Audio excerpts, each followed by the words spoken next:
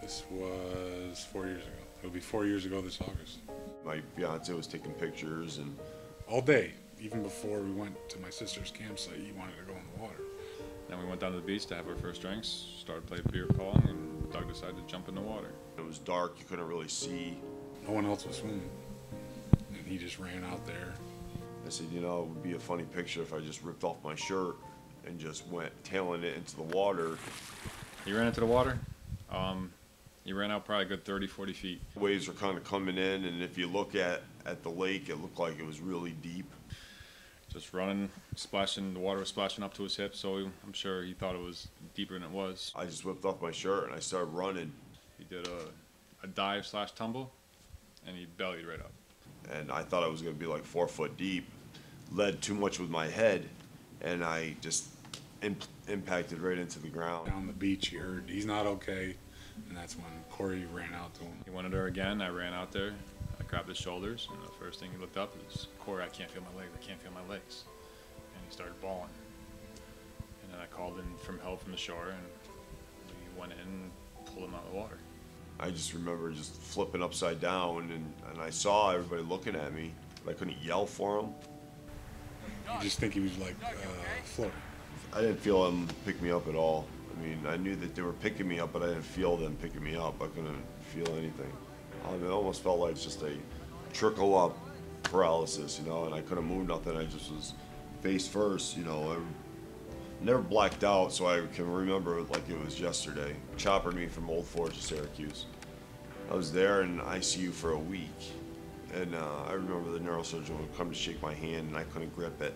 He was in Syracuse for, I'm going to say, about 6 weeks, and at that time he had no movement, including his arms. He couldn't even raise his arms above his head. My burst fractured my C6, cervical 6 in my neck. And I asked one of my therapists, you know, have you ever seen somebody with my injury walk again? And then she told me no. And that was the first day, like, of reality. They sent me over to Sunnyview, down in Schenectady, Sunnyview Rehab, and I was there for 2 months. By the time I left, I could push a manual chair from, you know, maybe 50 to 100 feet. Every day is tough. Sometimes you'll have a problem, you gotta call up your aide, and you know, you're getting into bed and somebody's helping you get changed. It's like you feel like a big overgrown baby. I don't think I've ever let myself stay down. We more or less had to do basically everything for him. Mental, he had his days, but they were moments, and he was in good spirits the whole time. He's a quadriplegic. Technically, a quadriplegic is supposed to have no use of all limbs, his arms or his legs, but Doug is different. We take for granted those simple things he has to worry about. When I first started with him, he couldn't transfer himself. You know, we would have to use a gait belt in order to get him up out of bed, into his chair. And by the time I left, you know, he was doing it all on his own. This kid has just made miraculous improvements with the injury that he's sustained. He had basically had to relearn everything, you know, from his injury, you know, how to get up in the morning, to brushing his teeth, you know, to taking a shower. And there were a lot of people in Doug's situation that would just give up. I can't imagine the struggle he went through, trying to learn how to brush your teeth again, comb your hair, or God knows what else. So Doug had to fight for everything he has. Normally, quadriplegics can't drive. Normally, quadriplegics can't manually move a wheelchair. People had told him he wouldn't be able to accomplish as much as he has, and he's out to prove them wrong. It was a struggle for him to do everything, but as time went on, he learned, you know, figured out ways to do it all on his own. And whatever he was going to do, nothing was going to stop this kid. He just breaks all barriers. So don't give up. You know, you can always learn how to adapt. My whole life outlook started changing. Once he got in an accident, I think he realized that God was the reason why, you know, he survived. It used to be all about myself. You know, I mean, I always had a good heart, but I was always about me. You know, make the money, buy me toys, me. It was always me. He's a much better person than he was before. He takes nothing for granted. I believe that God waited, he used for something so little, just running into the water and diving out, not off of a dock, not off of anything, just running out. For me, a 6'5" guy, to be paralyzed, and for all the hard stuff that I go through, I wouldn't have been able to do it when I was just a bartender stuff. I would have gave up. The more I go through life, the more I know that there is a God, and he has helped me out. He realized that it's a gift that he was given. He's embracing his accident. He's embracing what happened to him. A lot of people just shun themselves, hide in a closet, and just wait to die. He's not going to do that. I think he learned more about himself after the accident. When he turned to God, he cares about stuff a lot more. He's a lot more appreciative. You know, life is way too short to have animosity. My view on life has changed for the better. He's actually appreciating life and accepting that this is what it is, but now he needs to make it better for himself, and he can't let any obstacle get in the way. All he wants to do is help somebody. He's a person that when you first meet him, you'll never forget him. You know, he makes a lasting impression on you. That's the reason why I want to do this documentary, because if it can help one person, you gotta talk about your injury. You can't run from it. If you run from it and try to act like you're not injured, you're just fooling yourself. It's important to cry. You have to cry, you have to talk about it. If you don't, it's gonna eat you up.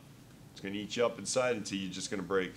If you start with the positive attitude and keep yourself going in that respect, and you kind of if you buy into what he's bought into, and that life's not over now. He was meant to be in radio. He's got a gift. One of his desires in this field is going to be to share his experiences with others, and hope that his story motivates other quads to do something. I think you have to make light of your situation to people, because if I was just sheltered, you want to feel comfortable around me, you know? In the hospital, he was helping kids with accidents that were down on themselves. His first month there, he's talking to them. He wanted to make someone feel better, you know? And I think Doug can teach a lot of quadriplegics that it's never good to give up. I can help you walk through, you know, how to go to school, how to get modifications done. He's like the Don. He's the Don of quads, you know? He wants to be the leader. He wants people to be inspired by him and see him. A closed mouth don't get fed. I can't imagine what he did go through emotionally. Sherry was awesome.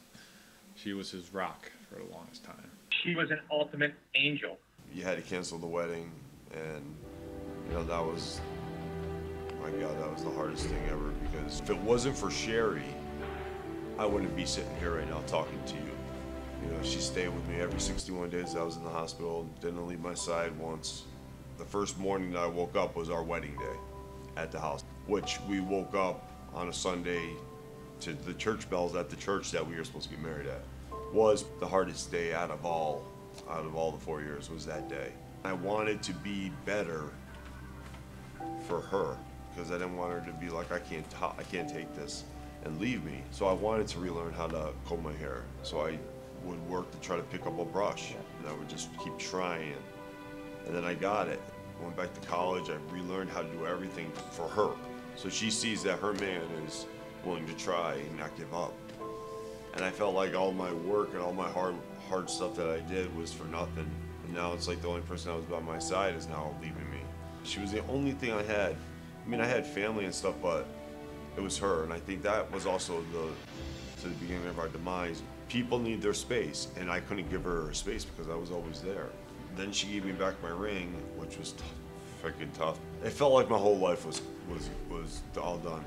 I say now, if I wake up and I'm healthy, it's a good day.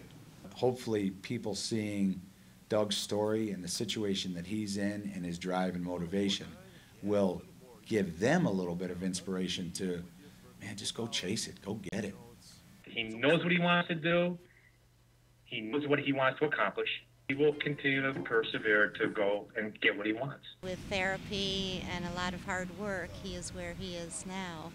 5 characteristics that would describe Doug, as far as I'm concerned, would be motivation, motivation, motivation, motivation, and motivation. Actually seeing how, hey, you know what, even though I'm hurt, I can still go out and meet somebody. I can still have kids. He's become a best friend and a brother to me. He's going to keep improving. I believe with the determination that he has and the will that he has, he will walk again. I see Doug in 5 years being where Doug wants to be. But I want that family. I want that house. I want the kids. I still want that. And I don't feel because I'm in this injury and that I can't have that. Be humble. I mean, enjoy what you got. You never know when it's going to change.